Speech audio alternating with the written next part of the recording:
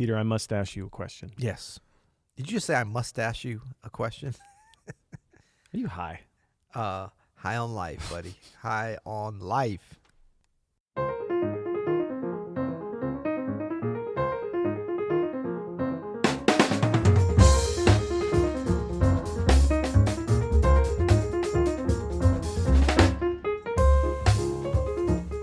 I'm Adam Maness. And I'm Peter Martin. You're listening to the You'll Hear podcast. Daily jazz advice coming at you. Coming at you, today's episode is sponsored by Open Studio. Check out openstudiojazz.com. That's right, you heard me right. openstudiojazz.com, our lightning fast new platform.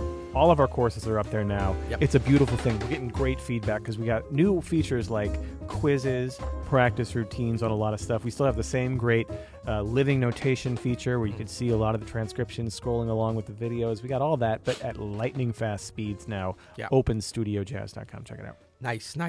Good. Now, what are we talking about today? Well, today we got another speak pipe from Alex. From Alex, Let's our check it friend. Hey, Peter. Hey, Adam. It's Mr. Spaceman. Alex from the PNW, not Colorado. Another question for you, but I gotta say, podcast is great. It's the best thing to listen to while you're changing dirty diapers and you can't practice. I'm sure both of you know what I mean. Anyway, I was wondering if you could talk about one, phrasing while you're comping. So I'm not just talking about a Charleston rhythm here or a who parked the car rhythm there. No one talks about who parked the car. But building phrases in your comping like you would build a phrase in a solo. I think that's interesting. Yeah. The other thing is, how do other people on the bandstand that are in the rhythm section build those phrases? What are their cues?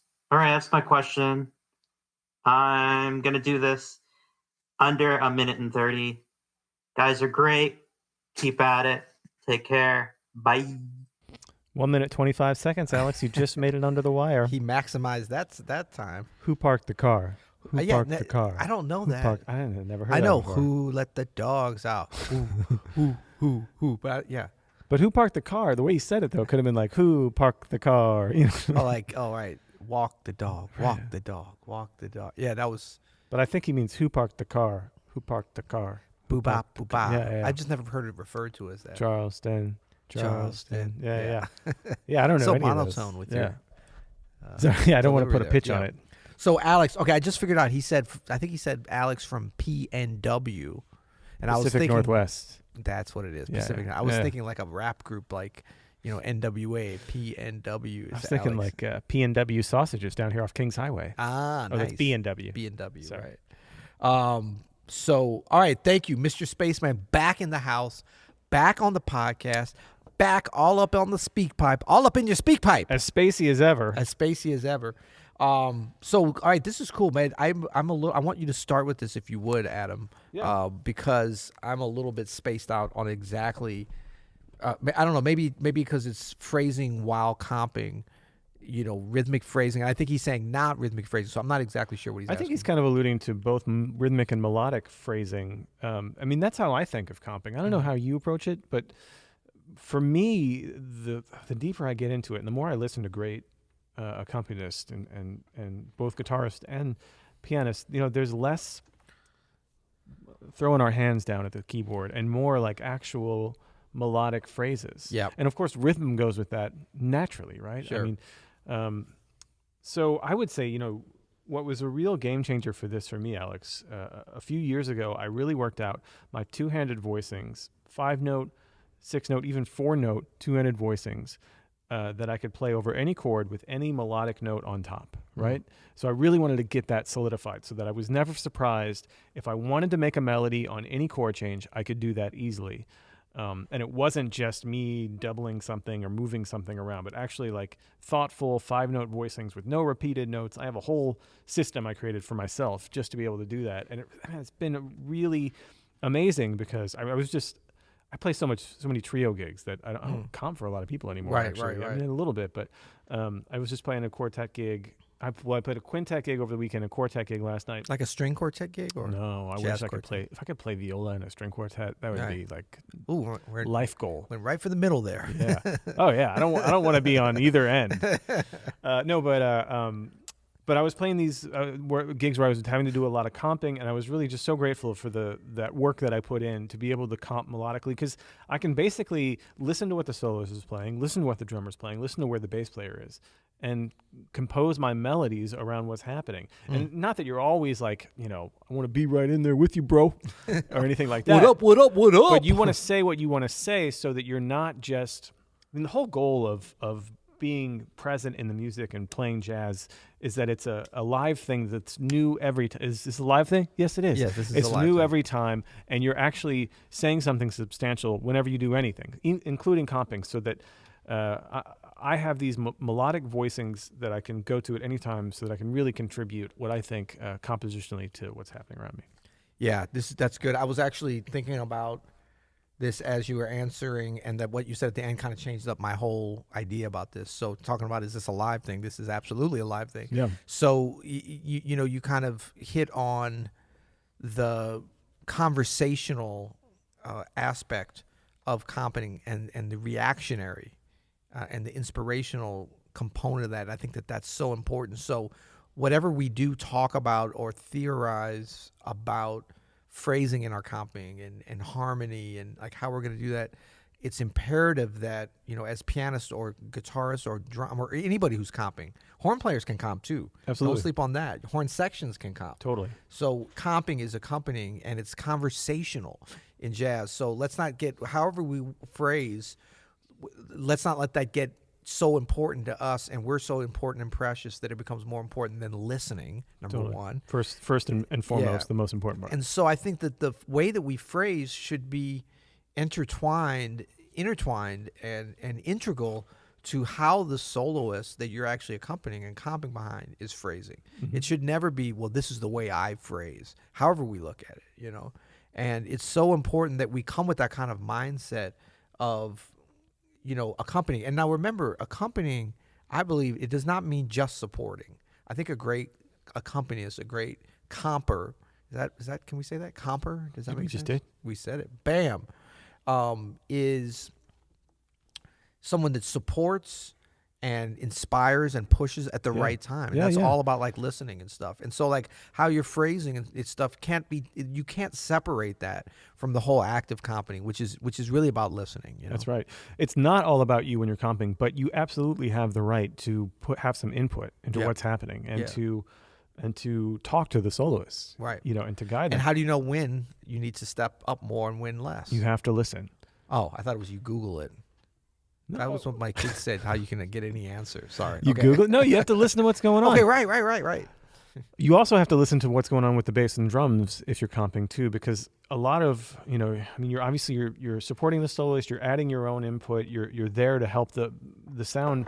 A lot of this has to do though too with helping the overall vibe of the solo reach its destination that it's kind of going towards. Yeah. So if you hear it's the end of a chorus and the drummer's starting to do some more things, Yep. you need to do some things to start building tension too. Like, if I hear a drummer, like we're like, dun, dun, dun, dun, dun, and he starts, dun, dun, boom, dun, and maybe the last 3 bars of the chorus, where I know he's going to mark the new form, right? Yep. I'm going to do some maybe chromatic fourth things going into that, or some kind of tension building thing that I can release and then let it kind of like fly on the top of that chorus. Right. Those things are crucial, I think. When you hear a tight rhythm section, Yep. you hear them marking those kind of forms, doing things like that Yeah. with each other. And, maybe it was the drummer who started taking that. Maybe Yep. it was the bass player who started some kind of ostinato or something. And someone's like, all right, let's do something here. Let's churn it so that we could release at the top. That's right. There's definitely that element, I think, with great rhythm sections of really, it goes back to collective improvisation. And you talk about like the roots of jazz and New Orleans brass band playing and stuff, is like there's a collective comping, but there's a collective improvisation. Now, I think in terms of actual phrasing, we hit on a part of it I think that can be helpful to Alex and to everybody. And that is that, phrasing in general, like kind of big picture of just for music, and for art even, you could say, but specifically in music, is really based upon a combination and a pulling and a tugging between those three basic elements of melody, harmony, and rhythm. Like that's what really phrasing is about. Like a lot of times we'll think it's only about melody, but if you talk about phrasing the melody, of course that's important. But in terms of comping, how we play the harmony, and you might say, well, that's obvious if you're a pianist or guitarist. It's like whatever the chord is, you're delineating what the harmony is, but that can become a very big part of how you phrase. It isn't just about the melody, and then how we place that within the rhythm is huge because rhythmic phrasing, we'll break it down as a part of that, but that's really just one element to how the overall phrasing is. So I think we never want to decouple those three elements, especially when never in music, because they're always, even if one becomes more prevalent, rhythm, or you're really concentrating in on the harmony, or the melody takes center stage. All those elements are always there. They're always working together. And the fun in terms of, and really what phrasing is, just like when we're speaking, a great orator or people having a discussion with each other, how they phrase, it's the vocabulary, it's the timbre of their voice, it's the pitch of their voice, it's the language, all those things come together. So we never can really decouple those, and we shouldn't. And good phrasing, once we have these sort of essential elements, which I agree are so crucial, good phrasing is not in a vacuum. A phrase doesn't exist on its own. No. It depends on whether it's good or not, or impactful. Depends on what's happened before it and what's happened after that. Yep. And this scope can widen and widen and widen. So you have the one individual phrase, that's like maybe the smallest scope is one note, but let's say we have one individual comping phrase. Let's say it is, who parked the car, right? So since we just learned that one today. Who parked the car, and maybe it's just one chord you're playing that on. No change in the voicing or melodic content on top. Who parked the car? Now, if I just played Who Parked the Car before that, now we have repetition. Right? But maybe if I play Who Parked the Car and I play something else like like, hey, where is the car? I guess. Hey, I don't know. Who stole my car? Yeah, actually, hey, who stole my car? No, but you know what I mean? Like, whatever that is, after that, okay, now I have two phrases. Right. Okay, now where did I park my car, and who stole my car? There you go, phrasing. So, Alex, the thought that I think of most, that I think affects the quality of my comping and the phrasing within my comping, is a question of repetition or variety. Which one am I trying to do? Am I trying to create repetition, or am I trying to create variety? A balance of these things is what separates good compers from great compers. Absolutely. When you know when to change it up, and when you know to kind of like hammer something home, it's just like playing a solo, right? It's like, I'm never going to play, and just because of this is my sensibility, I'm never going to play random phrases in my solo. I will always do thematic things several times and then switch it up. Right. So there's repetition and variety. We learned from Kenny Rogers, you got to know when to hold them, you got to know when to fold them. Hello. It's such a great song for lessons. For comping. Great comping on that. No, but you know what I'm saying? Like, yeah. So you got this scope of one phrase, but it's not in a vacuum. It really matters what's happened before, what's happened after. And actually, you can start planning a whole strategy of like, okay, by here, like I feel like maybe we're gonna be here at certain points. So I'm gonna hold off for now. Well, and the more we refocus and recenter always back to that conversation with yourself, with the solos, with the rhythm section, the better you can place this kind of thing in terms of what happened before, where you're going, and really a strategy that is linear and story based. Right. That's what really continues to frame, the whole reason why we're comping and why we're telling these stories, and why it's important that it's not just an isolated thing. Man, listen to my hip comping chords, man. No. Yeah, not at all. Not at all. And I think too, even like with the Who Parked the Car, what we're talking about, rhythm, melody, and harmony, that becomes very much like a rhythmic thing. Bop, bop, bop, bop, su, bop, bop, bop. But you can already think about doo-ding, coo-ging, like melodies. And then I'm thinking about voicings that work. The harmonic interplay with that rhythm has such an impact, in terms of... You answer your phrases, you can displace that. Yeah, you build up who parked the car. Totally. Me. Exactly right. No, but that's the variety. Tension, and the resolution. me is the resolution. That's crucial to all of this. That's right. And I, like you said, that melody, harmony, and rhythm are the three sort of prongs of the trident of music. Like those are all applicable to every part of it. So don't think that it's just about soloing or playing a melody or whatever. I mean, when you're accompanying people, those have to be part of it. Absolutely. Good. Well, thank you, Alex, as always. And what should folks do if they want to follow in Alex's footsteps? They need to go to you'llhearit.com anyway, just That's to be right. hanging out over there, because That's we right. have you can leave a speak pipe, as Alex did, at 1 minute and 25 seconds. He had 5 seconds to spare. Right, because we have a 90-second limit. We do. Let's be honest. We're not paying for speak pipe. That's right. That's right. Oh, we're not? Are we? I don't know. think we I don't think we are. Love you, speak pipe. But you can go there for that, to leave us a voice message. You can leave us a written message. You can leave us a review on your app, on your podcast app. You can get a T-shirt, as PM is wearing over here. It's the top of our heads, thank God. I went into a coffee shop this morning with my lovely wife, Kelly. Big shout out to Kelly. Keep on yogaing. But I walked in, and I kind of forgot I had this on. Yeah. And the barista, Yeah. she looked at me, she said, "You've got your own shirt on." Oh, my and I was like, goodness. "Thank you." But she was kind of like, "I'm being facetious." Yeah, she was And like, I was like, "You're a barista." A facetious barista. That would be a good name of a band. Remember yesterday we facetious had barista.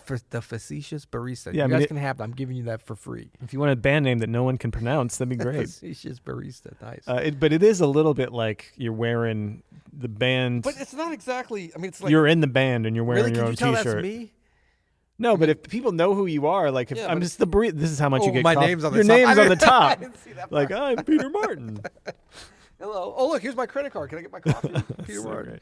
great. Yeah, go to you'llhearit.com so you can get your own T-shirt of You'll Hear It. Actually, they're good-looking T-shirts. I They gotta are. say, They feel good. They're premium. they are Truly premium. Speaking of premium, Wow, I'll just do it out there. we have You'll Hear It Premium available now. Maybe we think it maybe we're projecting into the future because of the season changeover. But if it's not there yet, it's gonna be there soon. And this is good. We'll give people prep anyway. Look, we're not trying to say we're you have to start paying for this podcast. What we do here is always going to be free. Sure. We're doing this, but this takes a lot of time. This takes a lot of time, equipment, our time. Andrew, our great producers. There's editing and everything, and we want to keep this going. But we had a lot of requests. This kind of came out of the requests for the ones at the piano, and those really take a long time. I know. We get a lot of requests for the ones at the piano. We get a lot of requests for written materials for the ones at the piano, and these are just so time consuming that we want to do more of them, but Yes.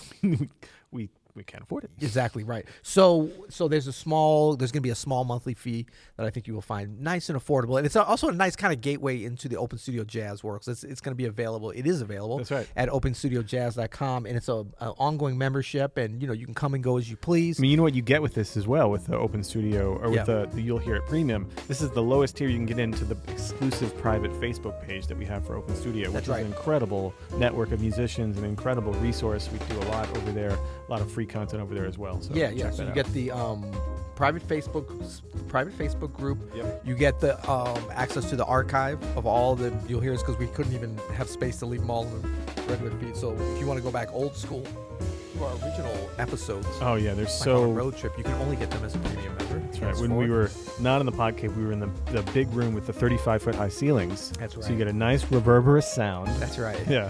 And the premium content. We're gonna have some other little surprises. We're gonna do some giveaways. Yeah. And you'll have like some. We got some good stuff coming. So jump on that when you get a chance. And till tomorrow. You'll hear it.